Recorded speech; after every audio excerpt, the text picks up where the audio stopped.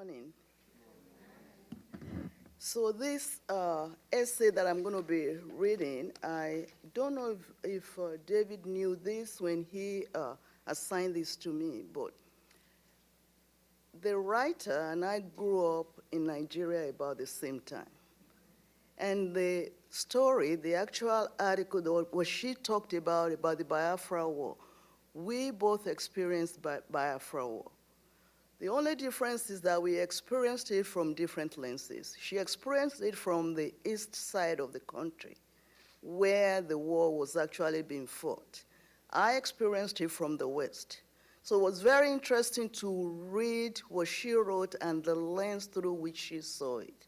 So I really, this was very personal to me. And the lens through which I saw it will be the lens that I had for so many years until I came into this country and I met my other sisters and brothers from the western part of Nigeria and found out that the lens through which I saw it was really, they were different people, they were just like me. So this is an essay written by Chimamanda Adichie, and she shared this, she read this in New York City recently in honor of the observance of World Humanitarian Day.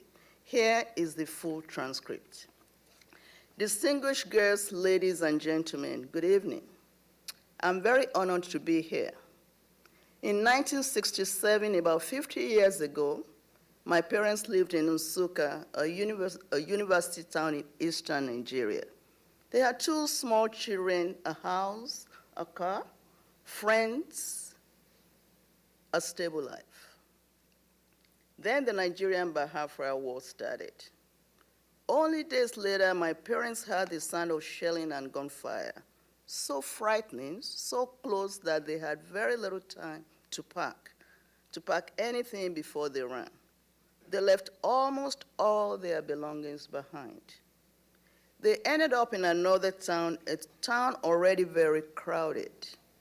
They could not find a place to stay. Even the refugee camps were full. My father was desperate. He was worried about being out in the open because of the possibility of air raids. He knew a man who was from that town, a man named Emmanuel Isike. Emmanuel lived in a cramped house that was full of people. Members of his extended family, people whose homes the war had also smashed. My father also knew that it would be very difficult for Emmanuel to accommodate them, very difficult to stretch what was already badly stretched. Still, my father knocked on Emmanuel's door. Emmanuel looked at my parents holding on to their two small daughters, their faces shadowed in despair. And he said, "We will make room for you." I think often of that moment because I wonder if my parents would have survived the war had they not benefited from the act of kindness. For 3 years, my parents were refugees. And they owed a lot not only to Emmanuel, but also to many humanitarian workers. Those women and men magnificent in their bravery and their vulnerability and their commitment. But my parents were not just refugees. Nobody is ever just a refugee. Nobody is ever just a single thing. And yet, in the public discourse today, we often speak of people as single things. Refugee, immigrant, we dehumanize people when we reduce them to a single thing. And this dehumanization is insidious and unconscious. It happened to me some years ago. I was visiting Mexico from the US. And at the time, just as it is now, the political climate in the US was tense. And there were debates going on about immigration. And immigration was often synonymous with Mexicans. And Mexicans are all portrayed through a singular lens of negativity. These were stories about Mexicans. There were stories about Mexicans being arrested at the border, stealing, fleecing the healthcare system, bringing disease. I remember walking around on my first day in Guadalajara, a beautiful city, watching people who were going to work and school, people who are laughing, people who are buying and selling in the market. At first, I felt surprised, and then I was overwhelmed with shame. I realized that I had been so immersed in the American media's narrow coverage of Mexicans that I had forgotten their humanity. And I could not have been more ashamed of myself. In my language, Igbo, the word for love in Igbo, the word for love is Imfuanya, and its literary translation is to see. So I would like to suggest today that this is a time for a new narrative, a narrative in which we truly see those about whom we speak. Let us tell a different story. Let us tell the story differently. Let us remember that the movement of human beings on earth is not new. Human history is a story of movement and mingling. Let us remember that we are not just bones and flesh. We are emotional beings.